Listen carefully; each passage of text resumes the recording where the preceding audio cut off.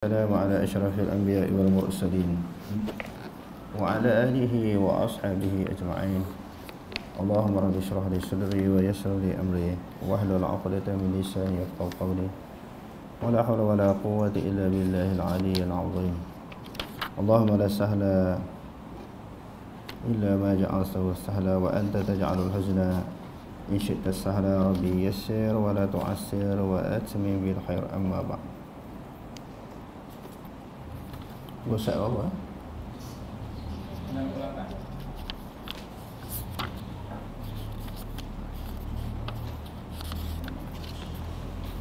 Syafaat para nabi. Syafaat maknanya pertolongan dan juga bantuan yang datang daripada nabi-nabi, khususnya Nabi Muhammad SAW di negeri akhirat untuk meringankan bebanan siksaan yang berlaku kepada umat.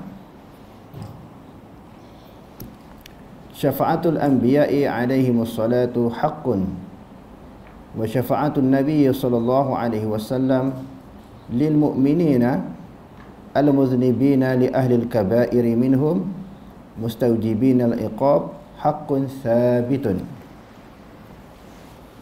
Syafaat para nabi alaihi wassalatu wassalam itu benar.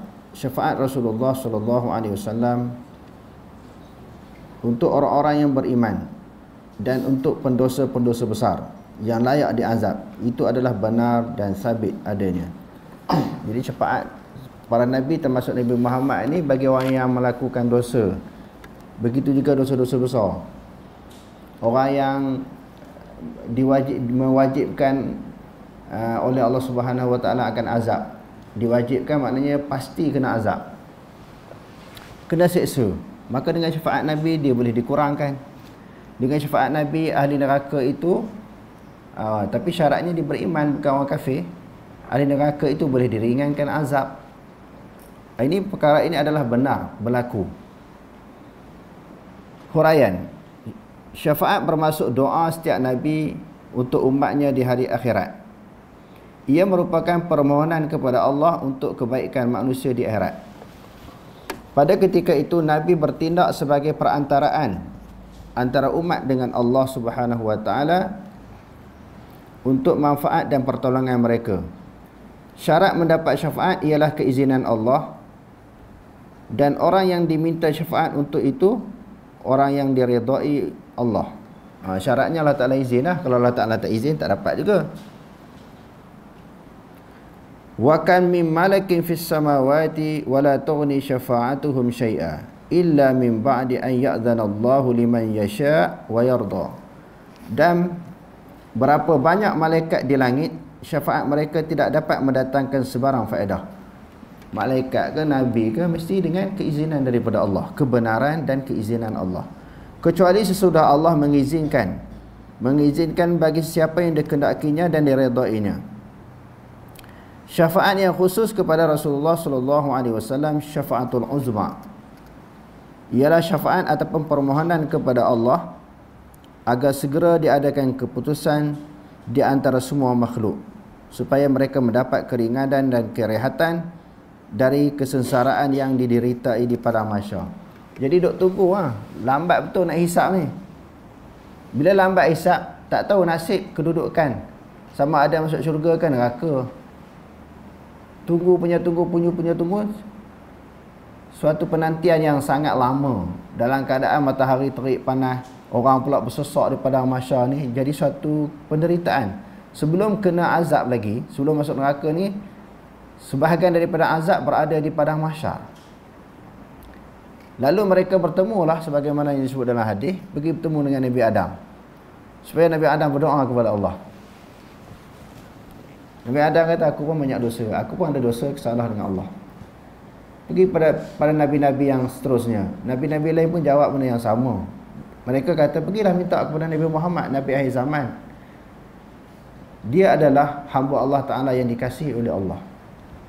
Jadi dalam hadis sebut Nabi ni pergi bertemu Allah ni sujud lama sujud. Lepas tu dia bertasbih kepada Allah, memuji Allah, bertahmid kepada Allah dengan suatu pujian yang dia tak pernah sebut di atas dunia. Lepas tu Allah Ta'ala kata dalam keadaan dia menangis, dia sedih, dia merayu, Allah Ta'ala kata kamu nak apa? Dia nak doa supaya dia doa, dia minta kepada Allah Subhanahu Wa Ta'ala, yakni Nabi Muhammad sallallahu alaihi wasallam, supaya dipercepatkan hisab. Jadi Allah Ta'ala pun perkenankan mempercepatkan hisab. Itulah yang disebut sebagai syafa'atul uzma, maknanya syafaat yang agung, yang besar, yang hebat. Timbangan amalan. Wal waznul a'mali bil mizani yaumal qiyamati haqqun. Amalan ditimbang dengan neraca pada hari kiamat itu benar. Jadi amalan kita semua kena timbang. Pahala berat ke ataupun dosa berat? Huraiannya, firman Allah Subhanahu wa taala, wal waznu yauma idzinil haqq faman thaqulat mawazinuhu fa ulaika humul muflihun. Dan timbangan amal pada hari itu adalah benar. Maka sesiapa yang berat timbangan amalnya, yakni yang baik, maka mereka itulah orang-orang yang berjaya. Berjaya maknanya dimasukkan dalam syurga. Amalan ditimbang setelah dihisap kerana timbangan untuk pembalasan. Oleh sebab itu, ia didahulukan hisap untuk mengira amalan dan timbangan untuk menzahirkan kedudukan amalan. Mulalah hisap dulu. Hisap dulu, cek dulu satu-satu. Lepas tu baru timbang. Timbang itulah yang menentukan keputusan yang sebenarnya. Pahala berat ataupun dosa yang berat. Jadi ini semuanya adalah hak benar yang wajib kita imani, yang wajib kita percaya. Qalam Rasulullah sallallahu alaihi wasallam. Haudun Nabi sallallahu alaihi wasallam haqqun. Qalam Rasulullah itu benar. Kepada mereka yang berpegang teguh dengan ajaran yang dibawa oleh Rasulullah sallallahu alaihi wasallam akan diberi minuman daripada qalam Kausar. Jadi Rasulullah besok ada salah satu daripada keistimewaan, kelebihannya ada satu kolam besar yang disebut kolam Kausar. Inna a'tainakal Kausar. Sesungguhnya kami telah memberi kepada kamu kolam Kausar, kata Allah. Siapa-siapa yang minum seteguk air daripada kolam Kausar ini, dia tidak ada kehausan, tak merasa kehausan selama-lamanya. Air dia pula jernih, sedap, lazat. Jadi Allah Ta'ala bagi salah satu kelebihan kepada Nabi, dia ada kolam Kausar tu, tak dimiliki, yang tidak dikurniakan kepada Nabi-Nabi yang sebelumnya. Ana faratukum 'alal haudi faman waradahu syariba minhu wa man syariba minhu lam yazma' ba'dahu abadan la yaridu 'alayya aqwamun a'rifuhum wa ya'rifuni summa yuhalu baini wa bainahum qala innahum minni fayuqalu innaka la tadri ma baddalu ba'dak fa aqulu suhqan liman baddala ba'di. Aku mendahului kamu di kolam. Sesiapa yang pergi kepadanya akan dapat minum airnya, dan sesiapa yang meminumnya tidak akan dahaga selepasnya buat selama-lamanya. Akan datang kepadaku beberapa golongan yang mana aku kenal mereka dan mereka kenal aku, tetapi mereka dihalang daripadaku. Baginda berkata, ada di kalangan umat Nabi Muhammad, Nabi kenal mereka, mereka kenal Nabi. Beberapa orang daripada kalangan manusia dan kumpulan daripada manusia nak minumlah air daripada kolam Kausar tersebut. Mereka itu daripada golongan aku. Lalu dijawab, Baginda berkata, mereka itu daripada golongan aku. Lalu dijawab, sesungguhnya kamu tidak menyadari apakah yang telah mereka ubah sesudah kamu. Maka aku berkata, biarkanlah mereka itu jauh daripadaku. Jauhkanlah bagi orang yang mengubah ajaranku sesudahku. Ada di kalangan umat Nabi Muhammad ni cuba nak pergi minum, malaikat halau. Malaikat kata, ini daripada kalangan umat aku, kenapa kamu nak halau dia? Malaikat kata, kamu tak tahu, setelah kamu wafat dia dah pindah dah. Dia dah hijrah dah. Ajaran yang kamu bawa ni, mereka dah ubah suai. Hak kamu bawa ni tak okey, tak sempurna, tak lengkap. Jadi hak kamu bawa ni, mereka rasa Islam yang kamu bawa ni masih perlu berlaku perubahan, berlaku tokok tambah. Mereka ejah. Kamu pun tak tahu dah sebab kamu dah wafat. Itulah yang dipanggil apa? Perkara bid'ah di dalam agama. Man 'amila 'amalan falaysa 'alaihi amruna fahuwa rad. Man ahdasa fi amrina hadza falaysa minhu. Jadi fahuwa radun. Barang siapa yang ahdatha, mencipta suatu ajaran baru. Hadis yang pertama tadi siapa yang buat? Yang keduanya ahdath, maknanya buat amalan baru. Amalan itu tidak ada di dalam agama, maka itu amalan itu ditolak. Maknanya sia-sia lah. Oh, jadi kalau kita nak rasa teringin nak minum telaga Kausar Nabi ini, air daripada kolam Kausar ini, kita jangan ubah ajaran Nabi. Bukannya susah, ikut sahaja. Sama ada di sudut i'tiqad ataupun amalan syariat. Maknanya hukum fiqh, amalan-amalan yang dah ada dalam Quran, yang ada dalam hadis, ikut je. Bukannya susah. Ejah tu yang susah. Dia pindah tu susah, dia kena fikir dulu nak ejah. Sesuatu benda yang ada di hadapan kita, kalau kita ikut saja, kita buat saja senang. Tetapi yang nak ejah tu jadi susah. Jadi ajaran Islam ni dia bersifat itba', ikut tanpa pertikaian. Jadi yang ni yang kita risau, yang kita peringat diri kita masing-masing. Jangan duk ubah ajaran Nabi, jangan duk pindah, jangan tunjuk pandai daripada apa yang telah ditunjukkan oleh Nabi SAW. Dalam hadis ini juga terdapat isyarat tentang syarat untuk dapat minum telaga Rasulullah. Dia ada syarat dia, bukan semua orang Islam boleh minum. Balasan kerana kejahatan. Wal qisasu fi ma bainal khusumi bil hasanati yaumal qiyamati haqqun wa illam takun lahumul hasanatu faturiha sayyi'atu alaihim haqqun jaizun. Balasan di kalangan orang yang bermusuhan itu benar melalui cara diberikan kebaikan. Jika tidak berbaki kebaikan, maka kejahatan pula dicampakkan kepada mereka. Qisas, balas. Kalau kita buat salah dengan orang, di akhirat besok dia balas balik. Sebab tu tak selesai atas dunia ni. Dia tak habis setakat kita duduk atas dunia, kita mati, selesai masalah kita dengan orang. Kalau dengan Allah Ta'ala ampun, kita bertaubat. Dengan orang belum tentu dia ampun. Sebab tu kesalahan dengan orang ni lebih susah, lebih payah untuk Allah Ta'ala terima taubat ataupun keampunan. Tak selesai atas dunia, dia bawa sampai ke akhirat. Ambil harta orang ke, buat zalim kepada orang, buat naya kepada orang, menyakiti hati orang, dibawa sampai ke akhirat. Yang ni yang kita takut. Jadi kalau sekiranya di antaranya cara nak selesai di akhirat besok, kalau nak bagi harta, kalau ambil harta orang tak boleh harta duit wang ringgit semua tak laku dia kena ambil pahala. Sebagaimana yang disebut dalam hadis bawah ni. Habis pahala kita, tak boleh nak bagi dah. Kesalahan tu banyak. Dan orang yang kita buat salah tu pun banyak. Orang ni. Jadi kena bagi pahala semua. Pahala dah habis. Dosa demo pula kita ambil. Akhirnya bila berat dosa, daripada pahala dah habis, ambil pula dosa orang. Jadi bila ditimbang berat dosa lah, lalu dicampakkan orang tu dalam neraka. Yang ni juga adalah benar akan berlaku di negeri akhirat. Huraian, setiap orang beriman hendaklah menjaga amalannya daripada hilang pahala di akhirat. Sebab pahalanya terhapus ialah kejahatan dan kezaliman yang dilakukan terhadap orang lain. Rasulullah SAW bersabda, "Innal muflisa min ummati man ya'ti yaumal qiyamati bi salatin wa siyamin wa zakatin wa ya'ti qad syatama hadha wa qadhafa hadha wa aqala mala hadha wa safaka dama hadha wa daraba hadha fayu'ta hadha min hasanatihi wa hadha min hasanatihi fa in faniyat hasanatuhu qabla an yuqda ma alayhi ukhidha min khatayahum faturihat alayhi summa turiha fin nar." Sesungguhnya orang-orang yang muflis di kalangan umatku adalah orang yang datang pada hari kiamat kelak dengan membawa pahala solat, puasa dan zakat. Dalam masa yang sama, dia datang dalam keadaan telah mencela dan menuduh seseorang melakukan zina, juga memakan harta orang ini dan menumpahkan darah serta memukul orang ini.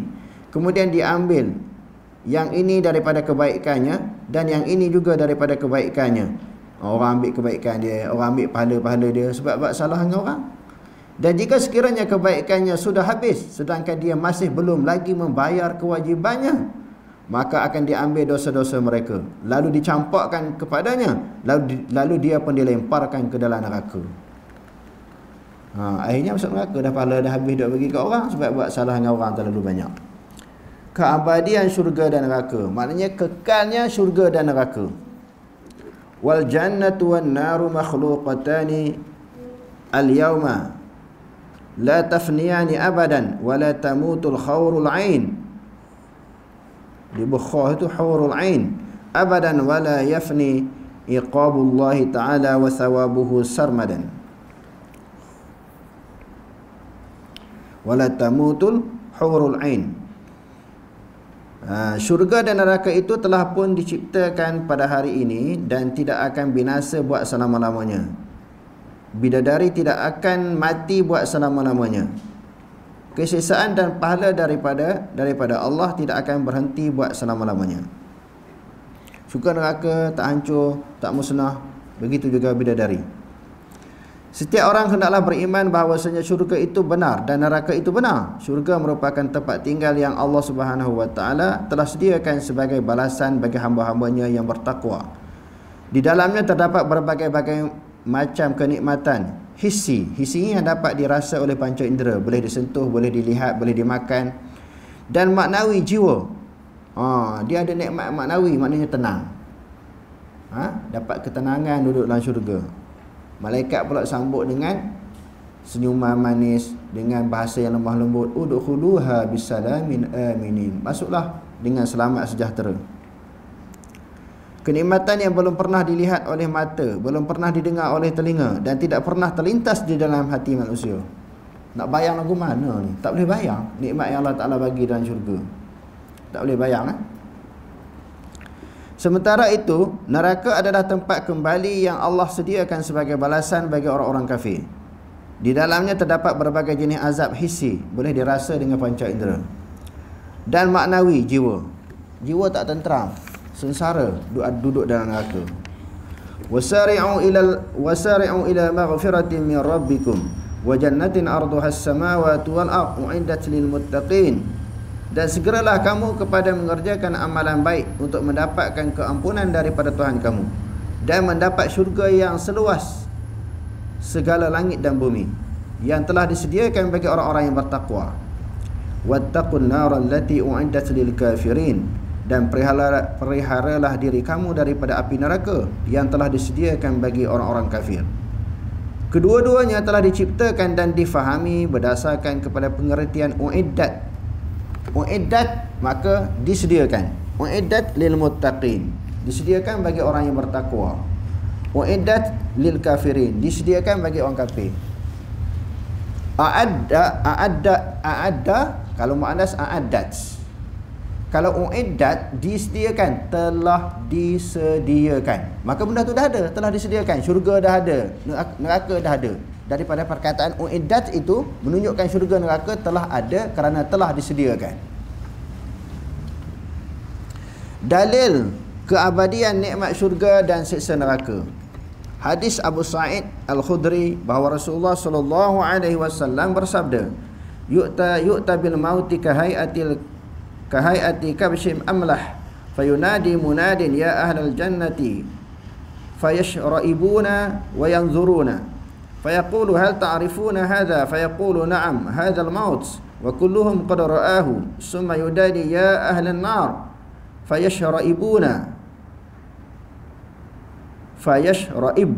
wa yanzuruna summa fayaqulu wa hal ta'rifuna hadha fayaqulu na'am hadha al-maut wa kulluhum qad ra'ahu fayudhbahu summa yaqul ya ahlal jannati khuludun fala mauta wa ya ahlan nari khuludun fala mauta summa qara'a wa anzirhum yawmal hasrati idza qudiya al-amru wa hum fi ghaflatin wa haula'i fi ghaflatin ahlud dunya wa hum la yu'minun. Kematian itu dibawa dengan keadaan seperti kibas yang cantik bercampur warnanya hitam dan putih. Lalu berseru seorang penyeru, wahai ahli syurga. Lalu mereka memanjangkan leher mereka dan melihat. Penyeru itu berkata, adakah kamu mengenali apakah ini? Mereka menjawab, ya, ini adalah kematian. Kesemua mereka melihatnya. Kemudian dia menyeru lagi, wahai ahli neraka. Lalu mereka memanjangkan leher mereka dan melihat. Penyeru itu berkata, adakah kamu mengenal apakah ini? Mereka menjawab, ya, ini adalah kematian. Kesemuanya mereka melihatnya. Lalu kibas itu disembelih seraya penyeru itu berseru, wahai ahli syurga, keabadian untuk kamu. Wahai ahli neraka, keabadian untuk kamu. dan tiada kematian. Jadi di akhirat nanti, mati itu Allah Ta'ala jadikan seumpama kibas, kambing kibas. Jadi kulitnya cantik, bulunya cantik, hitam bercampur dengan putih. Itu maknanya suatu perumpamaan mati dengan kibas. Lalu Allah Ta'ala kata kenal tak ni? Kenal. Semua orang tahu ahli syurga dan neraka kata kenal. Iaitu dia adalah maut, dia adalah kematian. Lalu disembelih kibas itu. Bila sembelih dah mati lah. Lalu disebut kepada ahli syurga, tidak ada lagi kematian selepas daripada ini. Maknanya duduklah syurga, aman damai, keseronokan, menikmati segala nikmat yang Allah Ta'ala sediakan, khalidina fiha abada. Tak akan mati selama-lamanya. Mengecapi nikmat Allah tidak ada had, tak ada sempadan, tak ada penghujung. Begitu juga pada ahli neraka yang kafir, kamu kekal selama-lamanya. Terimalah azab sampai bila-bila, tak ada kesudahan, tak ada penghujung, tak ada akhirnya. Berat kita. Kalau duduk dalam syurga, alhamdulillah. Allahumma ja'alna minhum. Jadikanlah kami ya Allah sebahagian daripada ahli syurga. Kalau ulama ni sebut ahli neraka, sebut tentang neraka, na'udzubillahi min zalik. Jauhkanlah kita daripada siksaan neraka. Jadi kalau masuk syurga, alhamdulillah. Kalau neraka, kekal. Kalau jenis bersifat kafir ni kekal selama-lamanya. Sampai bila penghujungnya tu? Tak ada hujung, tak ada sudah. Tak kafir lah kita kata, orang yang masih Islam lagi, beriman lagi, tapi dicampur dalam neraka. Tak kekal, tapi seringan-ringan siksa neraka, sebagai mana hadis yang diriwayatkan oleh Imam Muslim, rajulun mutana'alun bina'laihi hatta yaghli minhuma dimaruhu. Seseorang yang diberi pakai kasut daripada api neraka. Dia pakai kasut api neraka tu, kepanasan tapak kasut itu sampai menggelegak kepala dia. Tu seringan-ringan macam mana? Seringan-ringan. Cuba bayang seringan itu paling ringan siksa neraka. Tak ada yang ringan daripada tu. Sebab tu ayat yang kita baca semalam sebagai suatu perli daripada Allah. Fama asbarahum 'alan nar. Alangkah tahannya, sabarnya mereka berada dalam neraka. Tak ada orang yang tahan. Jadi bila tak tahan ni, kena pulun dah untuk menjauhkan diri daripada neraka dan melayakkan kita masuk syurga. Bulan Ramadan ni kan bulan yang dibuka seluas-luasnya pintu syurga. Jadi pintu ibadat, pintu amalan. Sedikit amalan dilipat gandakan pahala oleh Allah Subhanahu Wa Taala. Jadi neraka dijadikan kekal yang mendatang, bukan hakiki kekal macam Allah Taala tu, wa yabqa wajhu rabbika dzul jalali wal ikram. Bukan kekal hakiki macam tu, kekal yang mendatang, dijadikan kekal. Bukan sifat dia asalnya kekal. Syurga neraka kekal. Hidayat dan kesesatan. Wallahu ta'ala yahdi man yasha'u fadlan minhu wa yudillu man yasha'u adlan minhu. Wa idlaluhu khuzlanihi wa tafsirul khuzlani la alla yuwafiq al-'abdu ila ma yardahu wa huwa adlun minhu wa kadha uqubatul makhdhul 'ala al-ma'siyah. Allah Subhanahu wa ta'ala memberi hidayat kepada siapa yang dikehendaki sebagai limpahan kurnia-Nya. Allah menyesatkan dengan membiarkan sesiapa yang dikehendaki sesat sebagai keadilannya. Allah Ta'ala bagi pahala nak menunjukkan kemurahan. Dia bagi sesat, itu dia adil. Kenapa bagi orang tu sesat, betul masuk neraka pula? Itu keadilan dia. Macam mana kita nak kata Allah Ta'ala kejam ke, zalim ke? Tak adil. Orang ni masuk syurga, orang ni masuk neraka. Jadi i'tiqad Ahlussunnah wal Jamaah itu adil. Bagi kebaikan masuk syurga, itu maknanya rahmat, kasih sayang, anugerah, satu anugerah, satu hadiah daripada Allah. Sebaliknya orang yang dimasukkan dalam neraka, itu menunjukkan dia adil.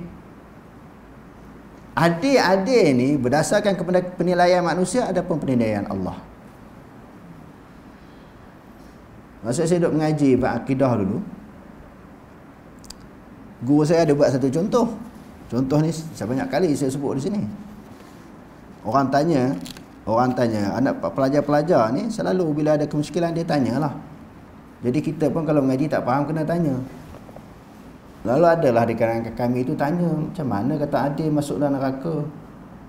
Sepatutnya tak boleh ke Allah Ta'ala ni memasukkan semua manusia dalam syurga. Tak boleh ke? Masukkan neraka ni teruk ni, dahsyat, sengsara, azab. Tak ada siapa yang boleh tahan. Lepas tu Tok Guru saya sebut, Tok Guru dia dulu pula cerita, ni bukan dalam Quran hadis, tapi cerita atas cerita. Tapi cerita ni sangat menarik. Macam cerita tak habis tu lah. Cerita tak habis kita cerita hari lain. Kita nak pun habis ni. Cerita tak habis tu 2 setahun, 10 tahun tak habis. Kita cerita hari lain.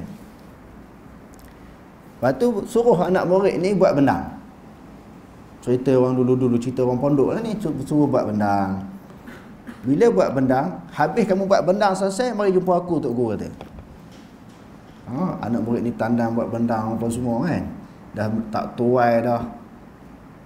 Ambil padi, mising. Lepas tu yang jerami tu pergi bakar lah. Tak mising sekali padi tu. Tok Guru tanya, selesai dah buat bendang? Dah selesai. Jadi padi tu makan semua ya, daripada akar dia sampai ke padi. Lepas tu kulit padi tu dia panggil apa? Jerami. Bukan jerami, dia panggil apa? Apa je? Hampas. Ada satu istilah lagi. Kulit dia, kalau kita padi keseluruhannya, bila kita mising, dia memisahkan kulit dengan isi dia. Kulit tu dia panggil apa? Yang kesimpulannya kena ya. Kulit padi. Hak jerami tu hak bawah tu, tangkai dia tu, pokok-pokok dia. Jadi Tok Guru tanya, kamu makan semua? Tak. Makan padi lah. Padi tu masak, menanak buat jadi nasi. Daripada beras menanak jadi nasi, lepas tu makan lah. Hak jerami tu tak makan. Tak makan buat apa? Bakar. Kenapa tak makan sekali? Jerami tak pakai. Bukan boleh makan. Jerami tu bakar. Besok, dan sebahagiannya bakar tu bila dia jadi abu, dia jadi baja pula. Jadi tak makan sekali lah jerami tu, tak makan. Sebab apa tak boleh makan? Hak duduk dalam neraka tu Tok Guru kata Allah Ta'ala bakar tu tak boleh makan. Dia mungkin buat maksiat, kemungkaran, lawan Allah Ta'ala, murtad, sesat, tak boleh makan jenis ni. Bakar lah, sesuai je bakar. Tak layak nak semua nak tok dalam syurga, sebab tak boleh makan. Bila fikir boleh betul juga, logik juga sebut macam tu. Hak tak boleh pakai ni buat apa tok dalam syurga? Nampak? Maknanya siapa zalim? Allah Ta'ala zalim ke dia tahu orang dalam neraka? Tak, kerana kelemahan diri sendiri. Tak boleh pakai. Nak ejah kat mana pun tak boleh. Dalam 30 juzuk Al-Quran, 114 surah. Macam-macam ayat bagi amaran begini-begini, nasihat begini-begini. Tak cukup dengan Quran, hadis pula. Tapi dia tak beramal, dia tak insaf, dia tak bertobat, masih mengekalkan maksiat, kemungkaran. Dia tak bertobat kepada Allah di dalam melakukan dosa. Tak boleh pakai, kena bakar lah jenis ni. Kita tak naklah jadi jerami besok. Kita nak jadi beras. Jadi Allah Ta'ala tahu dalam neraka tu bukan suatu kezaliman daripada Allah. Itulah keadilan Allah. Sebab di sisi kita dah belajar qada qadar, iradah Allah, ilmu Allah kita dah belajar dah. Allah Ta'ala tahu dalam banyak-banyak ni hak mana layak masuk dalam manusia seluruhnya dalam dunia ni, hak banyak-banyak ni yang mana layak masuk syurga, yang mana layak masuk neraka, semua dalam ilmu Allah. Sebab tu takut bila bincang masalah qada dan qadar ini. Kita tak tahu nasib kita. Walaupun duduk dalam surau ni mengaji, baca Quran, dengar tazkirah, nasib di akhirat kita tak tahu. Sebab tu semalam kita belajar kena ada sifat raja, kena banyak mengharap dan berdoa. Sebab keputusan kita tak tahu. Keputusan akhirnya kita tak tahu. Ada orang dalam hadis sebut lahir dalam keadaan beriman, beramal soleh, penghujung usia dia jadi murtad, ahli neraka. Boleh kalih macam tu. Kadang-kadang daripada lahir dalam keadaan kafir, sesat, melakukan berbagai-bagai kesalahan, tetapi di hujungnya masuk Islam, beriman, masuk syurga. Ni takdir Allah. Kena banyak berdoa lah kita ni. Jangan duk rasa seronok, rasa lega, rasa puas hati. Tak apa dah ni bulan puasa dah puasa dah, sembahyang 5 waktu, baca Quran, berselawat, lah layak confirm masuk syurga. Tak confirm. Sebab tu para nabi yad'unana raghaban wa rahaba. Allah sebut dalam Quran, para nabi berdoa kepada Allah Ta'ala dengan bersungguh-sungguh, yad'unana raghaban wa rahaba. Doa pada Allah Ta'ala tamak nak syurga.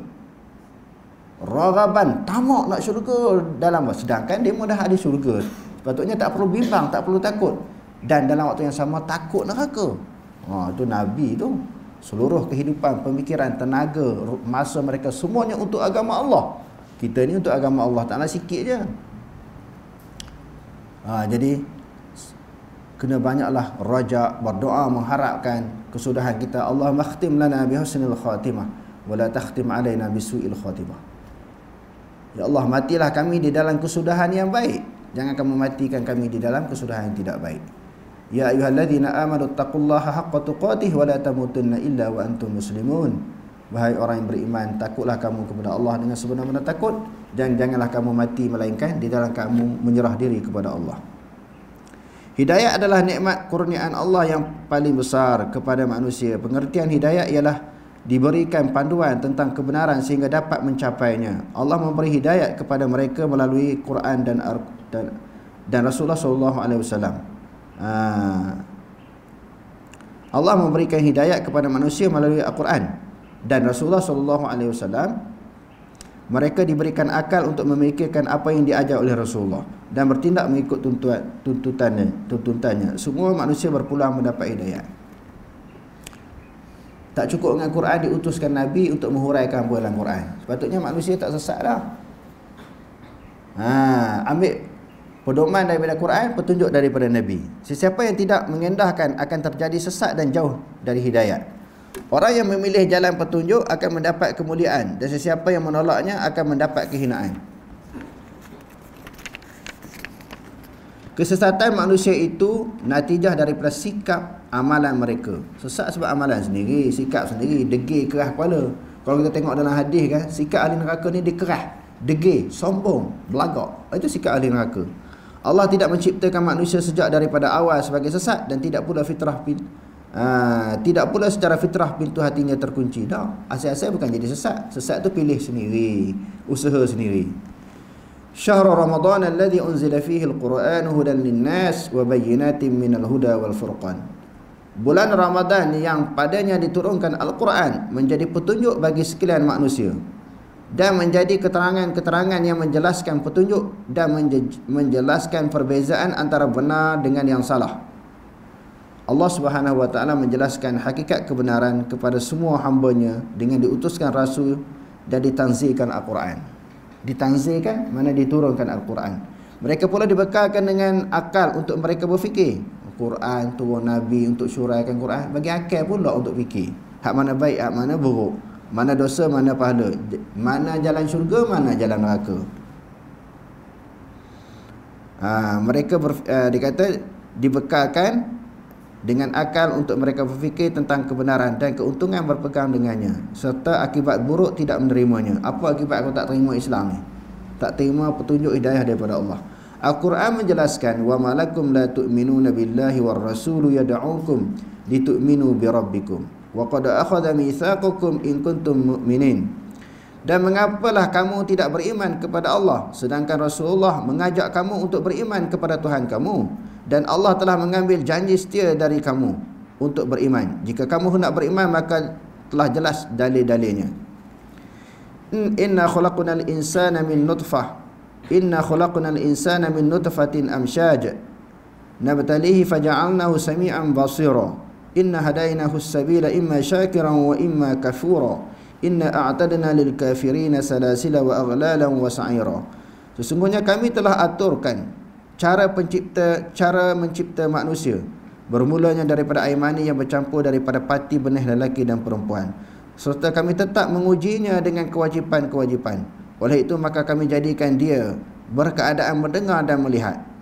Kerana keadaan itu tidak mencukupi, maka sesungguhnya kami telah menunjukkan kepadanya akal melalui akal dan rasul akan jalan-jalan yang benar dan yang salah. Maka terselahlah kepadanya, sama ada ia bersyukur dengan beriman dan taat, ataupun dia berlaku kufur dengan mengingkari kebenaran ataupun menderhaka. Jalan kebenaran, jalan petunjuk, jalan Islam, jalan hidayah ni teranglah ada dalam Quran hadis. Nabi hurai lagi jalan agama Islam, difahami dengan akal. Terpulanglah nak dipilih jalan syurga, jalan neraka. Jalan kafir, jalan sesat, terpulang. Faman syaa'a falyu'min wa man syaa'a falyakfur. Siapa nak beriman, beriman. Hak nak jadi kafir, kafir. Allah Ta'ala tak rugi. Manusia beriman, Allah Ta'ala tak untung pun. Semua orang kafir, orang jadi kafir semua. Tak rugi sedikit pun Allah Ta'ala. Allah Ta'ala buat makhluk bukan untuk diambil munafaat ataupun faedah. Syaitan menyesatkan manusia. La wala yajuzu an naqula inna syaitana yaslubul imana minal abdil mu'mini qahran wa jabaran. Walakin naqulul abdu yad'ul imana fahina idzin yaslubuhu minhu syaitan. Tidak harus kepada kita mengatakan syaitan merampas iman daripada hamba mukmin secara kekerasan dan paksaan. Tetapi kita mengatakan hamba itu meninggalkan iman dan pahala waktu itulah syaitan merampas daripadanya. Iman jadi rosak tu bukan kerana syaitan. Syaitan tu maknanya sumbangan untuk rosak itu tidak begitu besar. Hamba itu sendiri yang melakukan kesalahan. Bila dia kecenderungan dia ke situ, syaitan tarik terus, rentak terus buat maksiat, buat dosa sebab kecenderungan dia ke situ.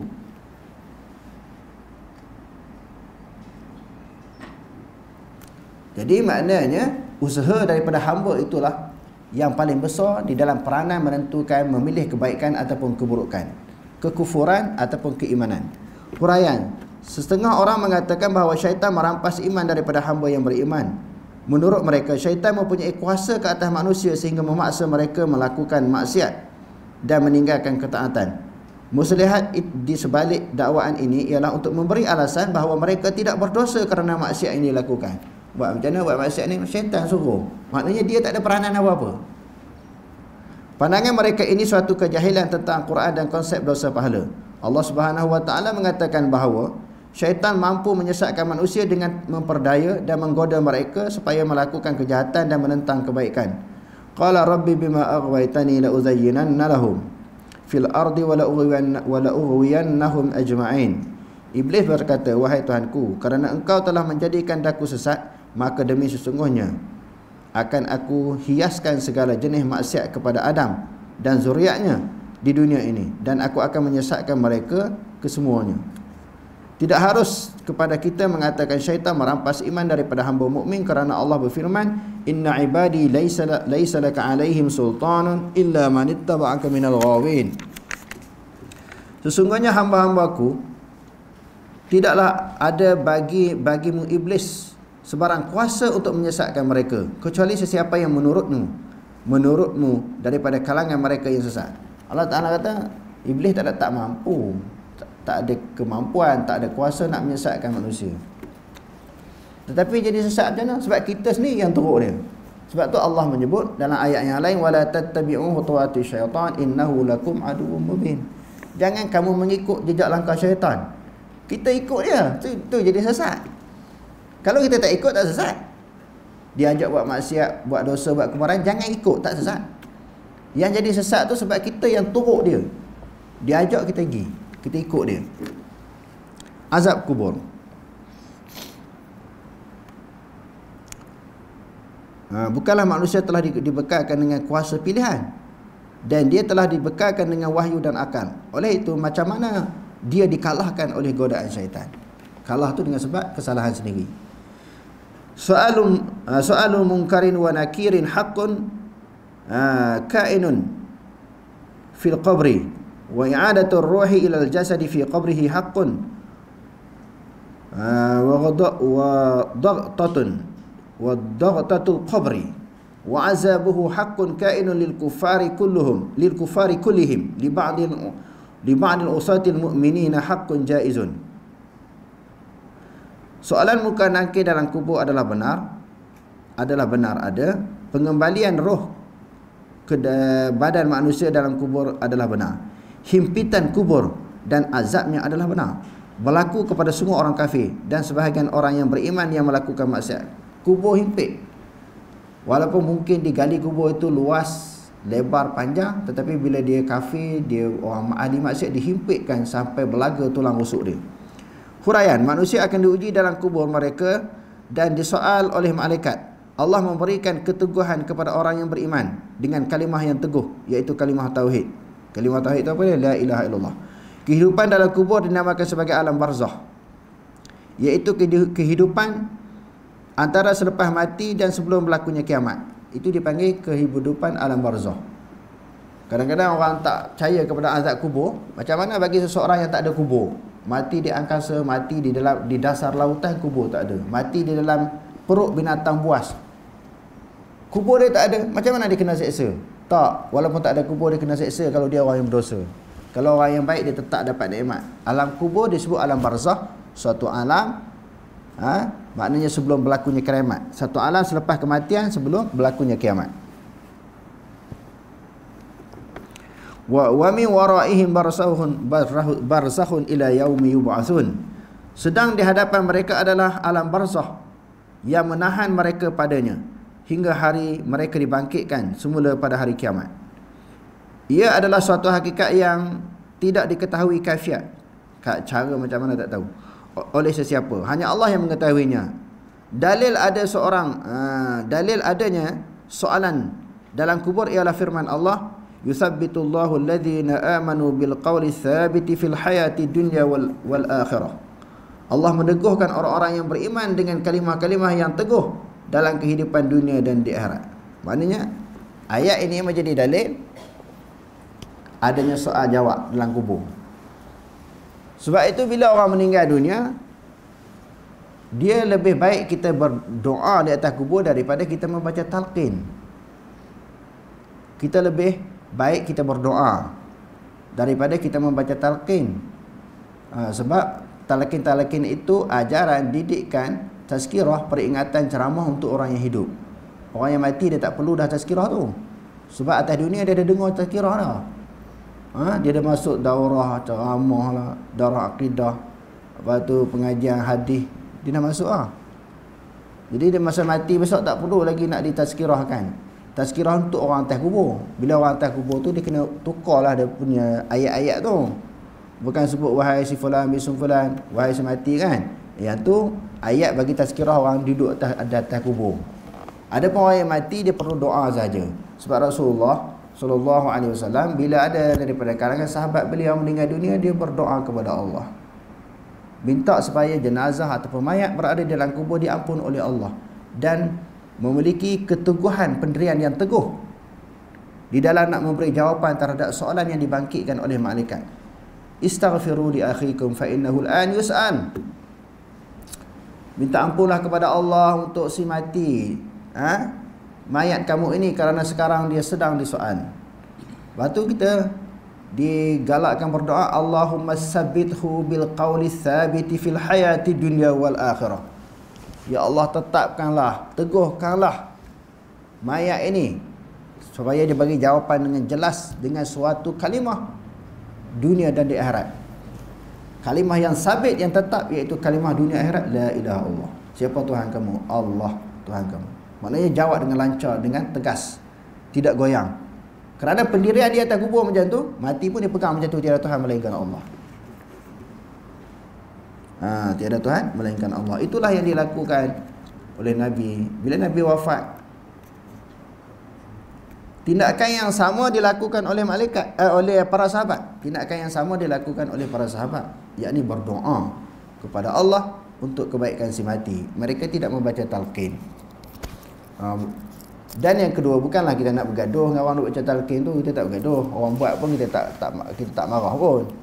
Tapi apa yang kita sebut di sini, sunnah nabinya tak dibaca talqin. Sunnah Nabi dia berdoa. Itu mari hadis tu ada kan. Laqinu mautakum bila ilaha Allah. Tu ada hadis talqin. Dia tak ngaji hadis, dia baca ikut dan. Dia baca, dia cerita dengan orang. Ada dalam hadis sebut perkataan talqin. Talqin itu ajar la ilaha Allah sebelum orang mati. Mautakum maknanya qubailil maut, sebelum mati. Sebelum mati kita bang kat telinga dia, kita sebut la ilaha Allah. Bukan Allah akbar bang dengan maksud Allah akbar Allah tu. Bang kita sebut la ilaha illallah. Itu maksud talqin dekat orang nak mati. Sebab tu Rasulullah sebagaimana yang disebutkan tadi, dia tidak talqin kepada mayat, dia baca doa. Sahabat pun begitu. Itulah amalan golongan salaf. Talqin orang mati ni dibuat oleh penduduk Syam, sebagaimana yang disebut oleh Imam Nawawi di dalam Majmu'. Hadis-hadis talqin semua tak ada yang sahih. Satu hadis pun tak sahih. Hadis-hadis talqin ni satu hadis pun tak ada yang sahih. Bacalah, bukan dalam kitab mazhab Syafi'i sendiri, iaitu Majmu' Imam Nawawi di antaranya. Mana ada hadis. Itu amalan ahli Syam. Lalu dibuatlah. Jadi sebaiknya kita buatlah apa yang dilakukan oleh Nabi. Itu yang paling baik. Okey. Sampai kat mana tadi?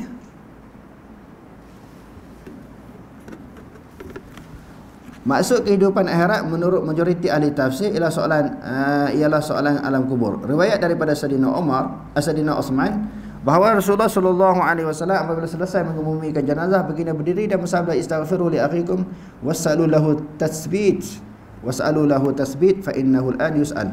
Mintalah keampunan untuk saudara kamu dan mintalah keteguhan untuknya kerana sekarang dia sedang disoal.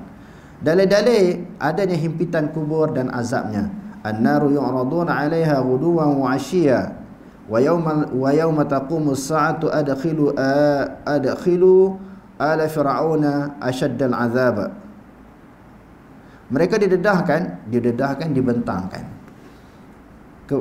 kepada bang api neraka pada waktu pagi dan petang semasa mereka berada di dalam alam barzah. Dan pada hari berlakunya kiamat diperintahkan kepada malaikat, masukkanlah Fir'aun dan pengikut-pengikutnya ke dalam azab sisaan api neraka yang seberat-beratnya. Dia tak kata udkhulu, masuklah olehmu. Allah Ta'ala kata adkhilu, adkhala yudkhilu. Masukkan. Jadi adkhulu ini telah memasukkan. Kalau adkhil, memasukkan olehmu. Adkhilu, malaikat yang ramai ni, masukkanlah olehmu akan Firaun dengan pengikut-pengikutnya. Firaun dengan pengikut-pengikutnya. Bukan dia suruh masuk. Allah Ta'ala tak suruh malaikat masuk neraka, tetapi dia suruh memasukkan. Ambil penghuni neraka, campur dalam neraka. Dalam ayat ini disebutkan dua jenis azab, iaitu sebelum azab pada hari kiamat. Pada hari kiamat telah pun ada azab sebelumnya. Sebelum hari kiamat azab apa? Azab kubur lah. Selain itu azab kubur juga sabit berdasarkan beberapa hadis lain, seperti pertanyaan Aisyah tentang azab kubur. Hadis Rasulullah SAW membacakan pelapah tamar, doa baginda supaya dilindungi daripada azab kubur dan lain-lain. Ada hadis kan, Aisyah radhiyallahu anha tanya ada azab kubur tak? Rasulullah kata ada azab kubur. Itu di antara bukti azab kubur itu ada. Yang kedua, memacakkan pelepah tamar. Dalam hadis Sahih Bukhari itu kan, Rasulullah marra bi kuburaini minal ansar. Rasulullah lalu dua perkuburan orang Ansar. Orang Ansar ni orang Madinah. Lalu Rasulullah ambil pelepah tamar, dia pecah dua, dia belah dua. Dia letak kepada kedua-dua kubur. Rasulullah ditanya akan Rasulullah, sahabat tanya, kenapa buat begitu Rasulullah? Pacak pelepah tamar ni. Rasulullah kata, la'allahu an yukhaffafa ma lam yaybisa. Mudah-mudahan mayat dalam kubur ini diringankan azab oleh Allah selama mana pelepah tamar ini tidak kering. Orang kiah lah dari pelepah tamar ni. Orang bubuh daun pandan, baca Qul kan, tabur atas ni, atas kubur. Lepas tu tanam pokok puding. Wadah puding, setengah orang pakai sebut pokok lidah ayam kan. Dia kat kubur kan, tu bubuh kepala kaki kan, ujung kepala ujung kaki. Sebab apa? Ambil Rasulullah buat lagu tu. Ada hadisnya. Kalau betul-betul nak ikut Rasulullah, sepatutnya maknanya ambil pelepah tamar, bukan pokok puding. Betul, dan pokok-pokok yang lain kan. Lalu berlakulah perbahasan yang panjang isu ini, di antaranya disebut oleh Ibn Hajar Al-Asqalani di dalam kitab Fathul Bari. Sebenarnya pendapat yang tepat, yang kuatnya, itu adalah mukjizat daripada tangan Rasulullah. Sebab dalam ramai ribu-ribu orang para sahabat mati, Rasulullah buat satu jenazah, kubur dua orang sahabat tu je. Sebab tu kita kena mengaji hadis. Selain mengaji fiqh tu kena mengaji akidah, tasawuf kena mengaji. Hadis tu sangat penting. Punca tak mengaji hadis lah ni. Dalam ribu-ribu tu sahabat mati, dua orang kubur ni dah Rasulullah saja buat. Kalau tidak, kalau kata ada munafaat, setiap kubur sahabat Rasulullah pacak pelepah tamar. Tak. Itu yang pertama. Yang keduanya, ketika itu Allah Ta'ala wahyukan kepada Rasulullah mayat ini diseksa di dalam kubur. Sebab Rasulullah tahu atas jalan wahyu. Sebab tu Rasulullah buat macam tu. Kan di hujung hadis tu Rasulullah kata apa? Ahaduhuma la yastanjiu minal baul. Salah seorangnya tak istinja ketika kencing. Lepas tu dia pergi sembahyang. Kencing dalam keadaan berdosa, dalam keadaan dia sembahyang dalam keadaan bernajis. Dia tak bersihkan, dia tak taharah dengan betul, tak suci air kencing dengan baik. Wal akharu yamshi 'ala namimah. Yang keduanya, dia suka melaga-laga orang, cocok orang tu, cocok orang ni. Dia pelaga-pelaga orang, suka orang bergaduh. Dengan sebab ayat dia, pendekatan dia, kata-kata dia menyebabkan orang bergaduh. Sebab tu kena azab dengan kubur. Okey, itu yang kedua. Yang ketiga, bila Rasulullah wafat, adalah segelintir seorang dua daripada kalangan sahabat ambil pelepah kurma, pacak kepada saudara mereka yang meninggal dunia atau sahabat mereka yang meninggal dunia. Datang sahabat yang lain, pegang cabut. Lalu sahabat tu kata, saya tak ingat sama ada Ibnu Mas'ud ataupun Ibnu Umar. Nanti saya cek balik. Sama ada Ibnu Mas'ud ataupun Ibnu Umar. Dia kata yazilluhu amaluhu. Yang melindungi jenazah dalam kubur ni adalah amalan dia, bukan pelepah kurma ni. Kalau tidak, sahabat pun akan buat lagu tu. Rasulullah dah wafat, berlaku kematian daripada kalangan sahabat ini, mereka akan pacak pelepah kurma. Sebab tu bukan semua apa yang dibuat oleh Rasulullah kita kena tiru semua. Jangan main. Bukan semua yang Rasulullah buat kita kena tiru semua. Ada benda-benda khususiah bagi dia yang kita tak perlu tiru. Jadi isu apa tadi? Isu soal jawab munkar nakir itu ada berdasarkan pada hadis memacak pelapah tamar tu tadi. Tu maknanya adalah siksa kubur. Dia nak cerita yang tu, bukan suruh pacak pelapah tamar setiap berlaku kematian. Ayah orang duk bubur daun padang semuanya kan. Itu tak payahlah buat. Kalau kita pergi ziarah kubur ni, kita berdoa banyak-banyak kepada Allah supaya penghuni kubur ini diampun oleh Allah. Kan ada doa kan bila pergi kubur. Assalamualaikum ya ahlad diyar min jami'al mu'minina wal mu'minat wal muslimina wal muslimat wa inna insyaallah bikum lahiqun. Itu di antara doa kita disunatkan baca apabila pergi ke kubur. Doa baginda supaya dilindungi daripada azab kubur dan lain-lain. Satu lagi, lepas orang pacak sesuatu atas kubur sekarang ni, orang siram apa? Air kan? Air yasin, air apa? Air itu disebut oleh para ulama di dalam kitab-kitab fiqh. Di antaranya di dalam kitab Yas'alunaka Fiddin wal Hayah yang dikarang oleh Dr. Ahmad Syarbasi. Dia kata bila kita bongkarkan tanah nak bagi dia ikat balik, teguh balik, kukuh balik, siram air. Air ni peranannya macam kita simen untuk mengikat batu bata kan. Jadi air tu kita siram, dicantum balik. Bukannya ada manfaat kepada si mati, mayat sejuk, selesa, sedang, sebab dengan siram air yasin tu tadi. Sebab tu buah air lagi sejuk. Kalau maknanya dengan makna hissi, sejuk tu dengan makna hissi, sesuatu yang boleh disentuh, maknanya siram dengan air, mayat sejuk. Ataupun pasang aircon dalam kubur. Sekarang ni mesti panas, haus, puasa pun dahaga kan, pasang aircon dalam kubur. Lagi mayat sejuk. Kalau dengan maksud hissi, siram air pun tak jadi apa. Lepas tu yang orang pula ada lagi tambah tu yang kita takut tu. Hak tambah tadi yang Rasulullah halau daripada apa? Telaga Kausar. Isu yang duduk atas kubur baca Quran. Baca Quran di mana-mana sahaja tak ada masalah. Baca Quran ni atas kubur, di rumah tak apa. Tetapi jangan ada i'tiqad. Selama mana Quran dibaca atas kubur, malaikat takkan tanya si mati dalam kubur. Mana boleh lagu tu? Malaikat ni wa yaf'aluna ma yu'marun. Mereka buat apa yang diperintahkan. Kamu baca Quran atas kubur ke tak baca ke? Dia tetap tanya, ini tugas dia. Selama sebulan baca Quran atas kubur, selama itulah malaikat tak tanya kepada jenazah yang mati dalam kubur. Itu kepercayaan yang tak betul, yang salah. Manusia balik beberapa langkah sahaja, orang yang menghantar jenazah tu tadi, malaikat terus datang tanya. Ni ada kepercayaan ni. Kalau gitu, upah orang lah 7 generasi baca Quran atas kubur. Dia dah mati dah 100 tahun, 30 tahun, 40 tahun lah. Malaikat tak tanya-tanya. Nak tanya orang nak baca Quran atas kubur. Bila nak tanya, tengok orang tu ada lagi atas kubur. Bila nak tanya? Lepas tu bergilir-gilir lah. Orang ni sejam. Lepas tu dia mengantuk pula, tukar sampai ke subuh. Malaikat dah nak belasah lah ni, tengok orang atas kubur duk baca Quran. Tak berlaku benda tu.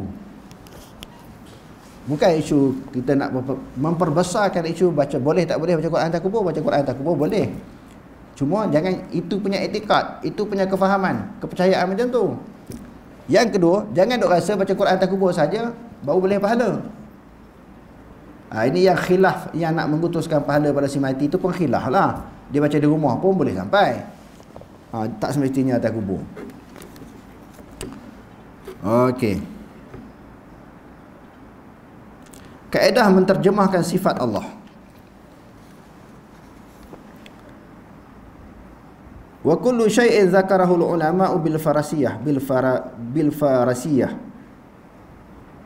min sifatillahi azza ismuhu fajaizul qawli bihi siwal yad bil farasiyah wa yajudu an yuqala barwil huda ay azza wa jalla bila tashbihin, ay azza wa jalla bila tashbihin wala kaifiyatin. Setiap sifat Allah yang maha tinggi namanya yang ada disebutkan oleh para ulama dengan bahasa Farsi, maka itu harus dikatakan begitu kecuali pada bahasa Parsi, dan harus dikatakan kepada barwil huda, wajah Tuhan, tanpa menyerupai dengan makhluk dan tanpa kafiat. Sifat-sifat Allah Ta'ala ni boleh kita sebut, macam kita sebut apa dia, istawa. Allah Ta'ala sebut apa dia, ain, apa dia, wajah. Tetapi bukan dengan makna jariah, bukan dengan makna anggota, dengan makna sifat. Cuma dalam bahasa Parsi tak boleh sebut dengan perkataan tangan. Tangan dalam bahasa Parsi anggota tangan. Hak tu tak boleh. Kalau dalam bahasa lain Melayu, yad kita terjemahkan Allah Ta'ala ada tangan, boleh. Dalam bahasa Cina, bahasa Jepun, bahasa Korea, kan budak-budak suka tengok filem Korea, dalam bahasa Korea pun boleh terjemah tentang tangan. Tapi jangan dalam, kecuali tangan dalam bahasa Parsi membawa maksud anggota tangan. Yang tu yang tak boleh. Sebab tu dalam kitab-kitab Jawi pun ada sebut.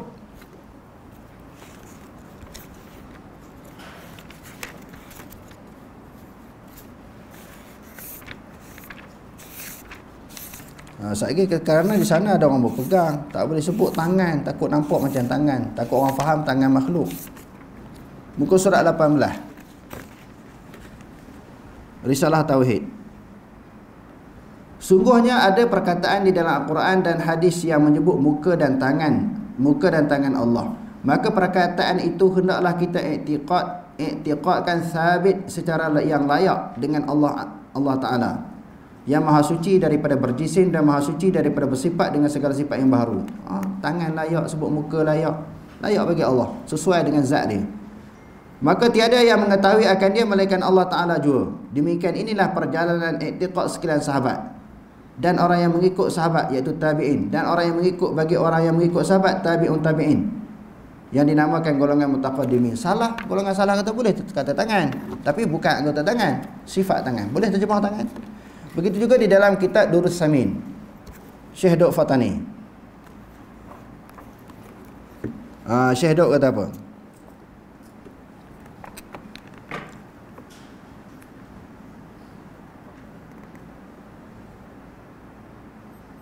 Adapun mazhab salaf itu adalah mereka itu tafwid, menyerahkan ilmunya itu kepada Allah, dan wajib kita i'tiqadkan seperti barang yang ada pada zahir.